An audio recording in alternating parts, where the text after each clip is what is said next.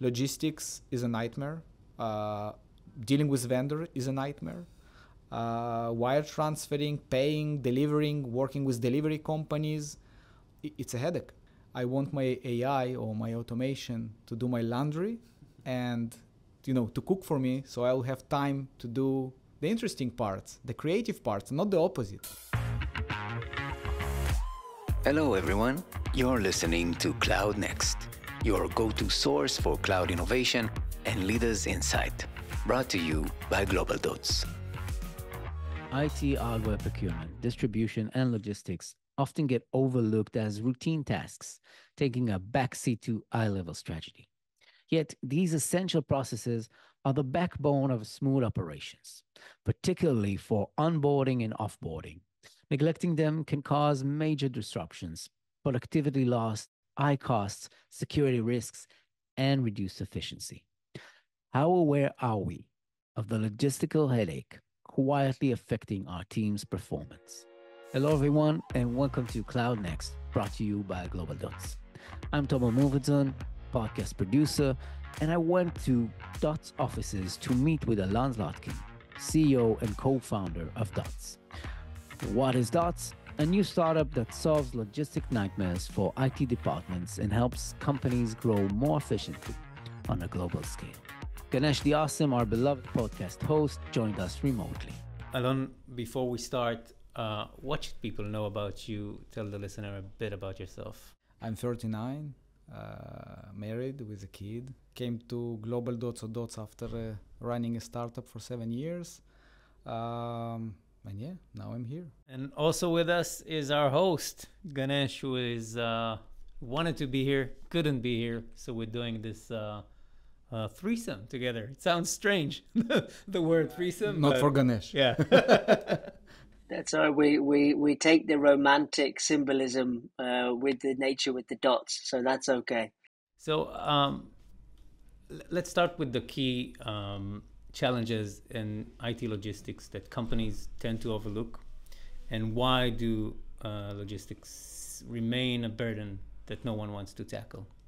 So I think we should start from the beginning. I think when I joined GlobalDots, the main idea was to build a product around some departments that was inside GlobalDots that understood there is a huge gap that I found out during COVID, that companies inside GlobalDots having a big issue to deliver kits of corporate IT to remote employees.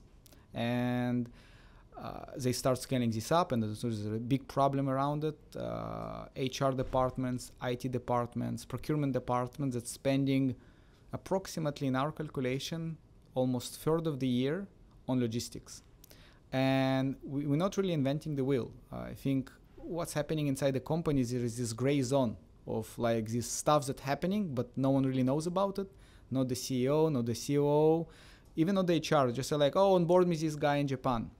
No one knows how they deliver this computer, how much time you need to spend in order to bring the right vendor and to sign all the right compliance with this vendor, and then to procure it and then deliver it and make sure that it was delivered. And what happened after the employee leaving? So you need to offboard the employee. So what you're going to do with the stuff? So it's waste of time and money, and there is a huge gap that created between the departments, between procurement, HR, and IT, depending how it's working in each company. And this is what basically Dots coming to solve. We're providing an automated solution for IT logistics and help companies run it with a sophisticated automation and with asset management and with a lot of integration to help companies run, procure, onboard, offboard, and warehouse. I wonder, like 20 years from now, there will be a study about how many initiatives started because of COVID, right? Yeah, it's for sure. It's mind-blowing how it changed our life.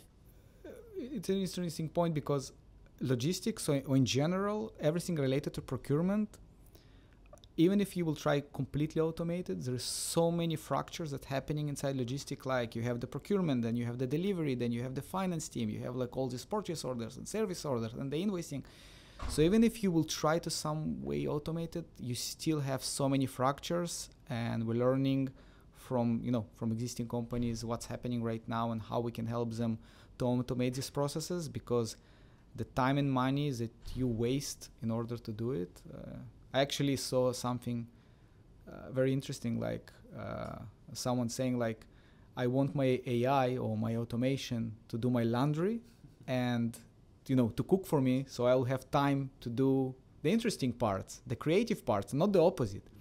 And when we speak with IT people, we tell them the same thing. We say like, you know what? I want to take all the boring nonsense, the time you waste on speaking with vendors and with leaving employees and chasing up delivery companies.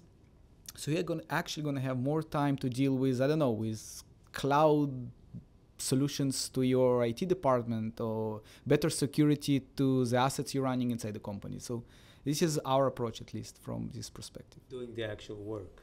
Doing the gray work that you're no one going wants. To do the grunt work, exactly, so people will exactly. do the actual but with work a cool workflow and a cool automation, and yeah, absolutely.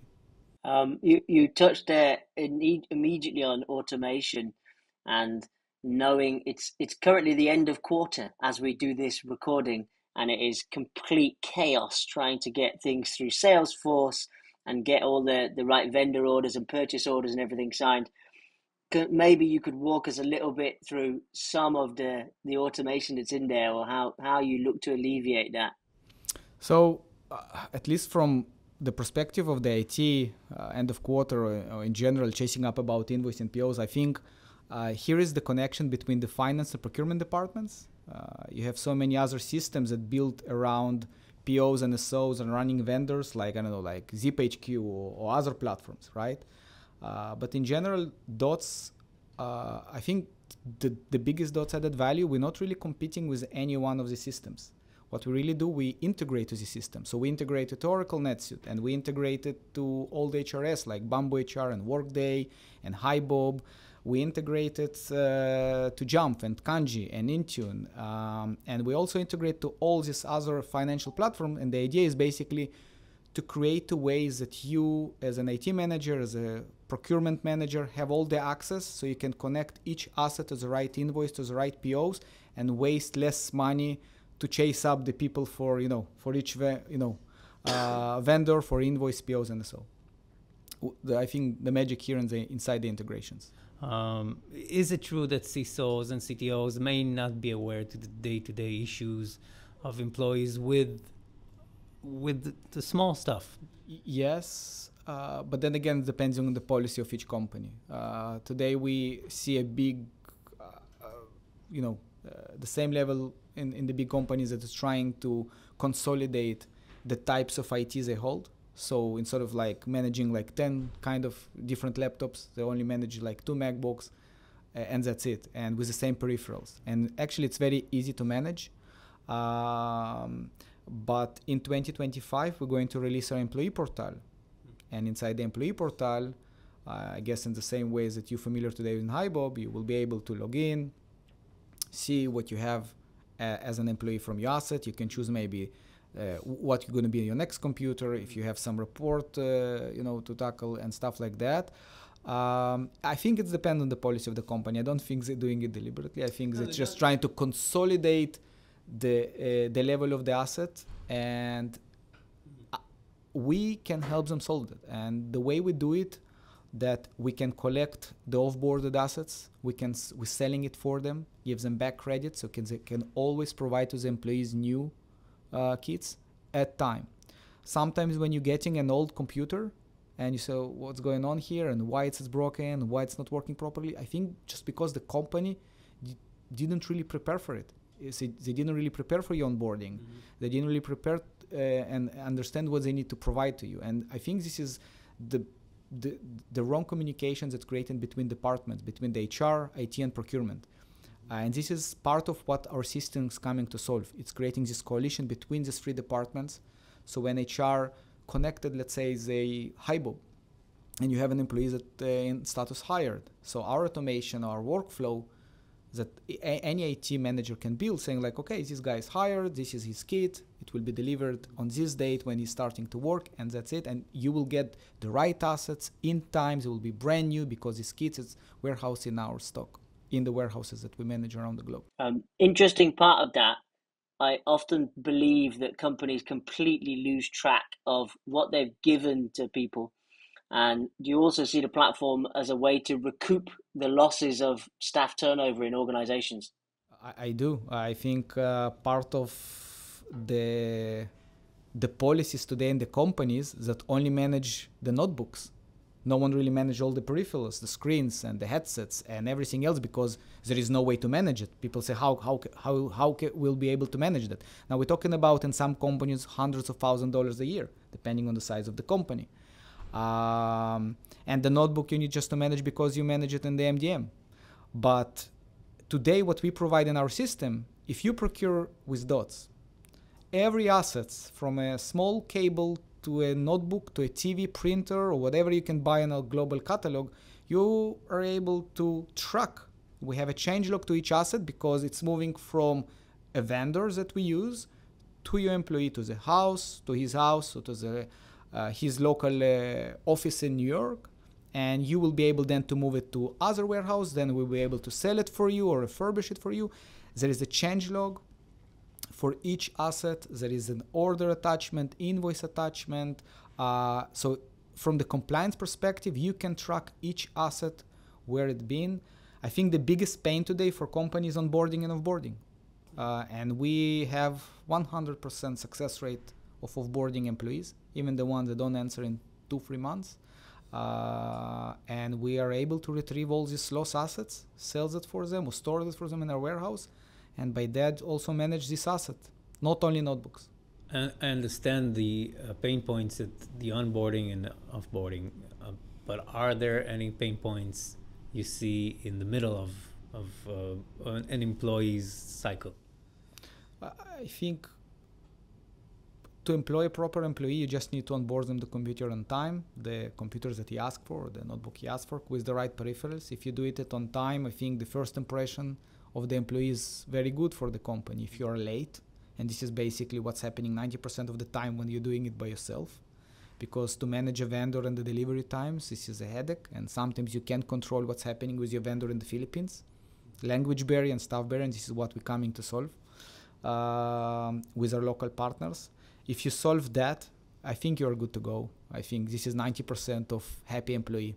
And in the middle, depending what's happening, so you can report in our system if something happened to the laptop. We can help to provide IT as a service. We can retrieve the laptop. We can fix it for you. And then again, when the employee is leaving, I think you need to keep this high impression of the company even in the offboarding process. And I think the fact that we contacting properly with the employee, bringing him the box, collecting all the stuff, you don't need to chase anyone up, and then put it back in the warehouse, data wipe it, recycle it, sell it for you, give you back credits. You creating this, end-to-end asset management life cycle that we, as a one vendor, creating you all the services in one place, so you don't need to,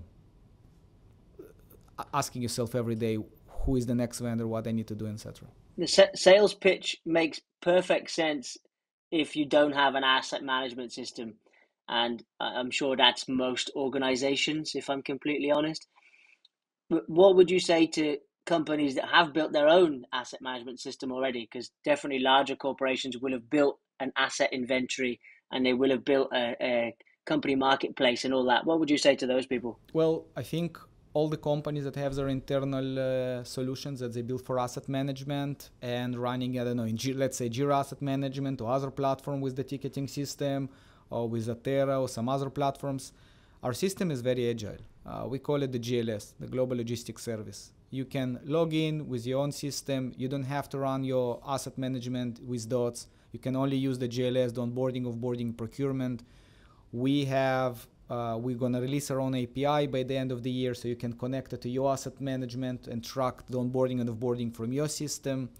But all in all, we're also creating very cool, interesting integration. For example, we did integration between Jamf and HiBob. Okay, so you can download all the assets you have in Jamf, and we can automatically connect to the employees with HiBob. Some things that Jamf don't even intend to do, and you can see the connection between the employees and the assets inside our platform in a better user experience way. We don't really try to compete with all these solutions. If you're a company that built your own solution and you only want to use our GLS, You are welcome. Happy. We sometimes we have a lot of design partners that we're building for them some of the integrations. And yeah, the idea is to open this integration marketplace that will help companies not to break the method of their work, rather than connect and continue use the logistic automation. This is, as I said, always this is going to be our added value as a company. You touched a bit about maybe the answer for my next question, but we are reaching the end of the year. We're in the middle of the decade. Where do you see Dots going? Next quarter, our main focus will be working more on automations, more workflows automation, giving our clients more peace of mind and less work. This is at least our go-to in this quarter. And yeah, 25 will be expanding our company more to Europe, more to US. Releasing the employee portal, I think, is going to be a crucial part of our ecosystem. And our vendor CRM. We're going to create a big marketplace for our vendors to connect. Vendors from asset selling to IT as a service to deliveries and more. And focusing more on that as well. I think 2025 going to be a growth year for us, and at least this is where we are going. Big dreams, good dreams. Well, yeah. On the purchasing side, most organizations would usually want to go to like 2 or 3 vendors, make sure they're getting the best price. If they're integrating with Dots and we're just giving them the price of a laptop or a screen, like what assurance do they have that we're getting the best price from multiple vendors? Because essentially you're solving a vendor lock-in problem or a vendor problem with a vendor lock-in problem, I would say. Well, I think this is the main, this is the core solution of Dots. This is our automated bidding system. And the idea is we're not a marketplace. I'm not providing you prices. And the reason is that when you creating a request for a laptop, what basically happening is that we are sending to all our operating vendors in this geographical area. We're receiving the RFQs, and our bidding system will always provide you the best price based on our PES, we call it, like price, ETA, and specs, okay, in terms of like prioritization. So no matter what, you as a client will always get the best price, because we are not working with one vendor. We're working with dozens of vendors in this area, and sometimes we're creating double bidding in order to provide you the best price. And you will never get it. You will never work with 10 vendors as a company, because to create compliance with 10 vendors and working with 10 vendors and communicate with 10 vendors, it's madness. And this is why Dots basically creating uses multi-vendor coordination, that you can work with 10 or 15 vendors without knowing you're working with 10 and 15 vendors. And this is the core solution of our technology. How did we touched a bit about the pandemic, but it did start as something. Yeah, it started I guess it started just as a nice idea from someone that said, like, can you ship me one laptop to this country? And said, oh yeah, I can ship it. And then, can you ship me this laptop to this country? And I think as we can see today in the competitive landscape, you see a lot of companies are trying to provide this kind of solution. Some of them are focusing more on asset management and MDM and cloud management, some of them less. I think we have our own way. The pain is clear, and it's in majority of the companies, even the ones that build their own internal solution. Logistics is a nightmare. Dealing with vendor is a nightmare.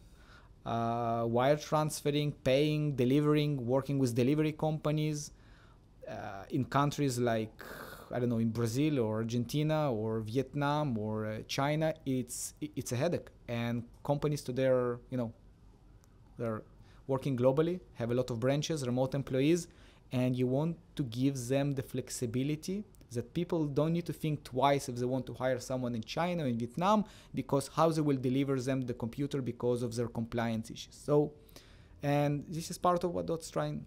Yeah, it's an headache, and I'm trying to understand what made you say, I'm gonna take everybody's headache and make it my headache. I think maybe I have some passion to create something low tech and to high tech. I think it's there is a lot of, I guess, from the entrepreneurship side. When you look on, you're taking something that's working in such a broken way, and something that already exists, not like you inventing the wheel, and you just automate it or make it much more efficient, and people look at you and just telling you, oh, thank you. I think this is where our passion coming from, creating a good product that solve a real problem, that generate, actual money from day one. As a company that want to grow, it give you a lot of confidence to move forward and bring more solution to this space. Yeah, I mean, I've been in that space over the years, not so much anymore, thankfully, but I would totally agree that it's a fucking nightmare dealing with that many vendors and trying to chase at everything. Assuming that you solve that problem and everybody hops on board with the platform, I immediately would see the next problem as being solved would be I want my laptops pre-configured with certain software on, or I want my phones to be locked down in such and such a way. What are your thoughts on dots and the future of that part of the enterprise? So, first of all, the future of that part, even if before we're speaking about management, my laptop or my phone is, we're working now on an agent, smart agent inside the system that will give you more recommendation about what laptop to buy and when to sell, without involving a human factor here. We're collecting a lot of valuable data here that I think will be a great add-on to IT manager or HR manager or procurement manager to take the right decision at the right time, when to restock, when to buy, when to sell, because assets is a living thing and the prices go up and down all the time. And if you're holding hundreds of thousands of assets, it's becoming already, a big amount, a big amount of money. So this is one of the, add-ons that we will go from here. But talking about the cloud management of the asset, or what Ganesh asked, one way is to integrate with partners, and we're already discussing with few. So basically, instead of doing it by yourself, just integrate with few partners that, is the same as we're doing with vendors, as we don't hold our stock. So we're working with vendors to procure and deliver assets. So why not to do the same thing with management of this solution as well? The other way is basically to do it by yourself, but time will tell. I think right now we really want to focus on the logistical automation, make it as perfect as possible, make our clients happy, create more recommendations from, as I said, from the agent perspective, creating the employee portal so employees can handle it as well. As you said, you had this structure as an employee, and move to more of the software side later on. I guess we will see more of that end of next year. Okay, so we like to ask our interviewees, in the last and final question is always the DeLorean question. If you can go back in time and give yourself one piece of advice or more, professional advice, what would it be? Oh, wow. Tough one. We saved the tough for the last one. Professional advice. You can't say buy Bitcoin. That's Someone already said it. Someone said it? Yeah. Okay. I'm sure it's a professional advice. I think if I'll go back on time, trust more the people you work with, delegate more, stress less. We should put it on a sticker or a t-shirt, Maybe, yeah. Alon, Ganesh, thank you very much. It was a pleasure. Amazing. Thank you, Ganesh. Enjoy Athens. Thank you, Tomer.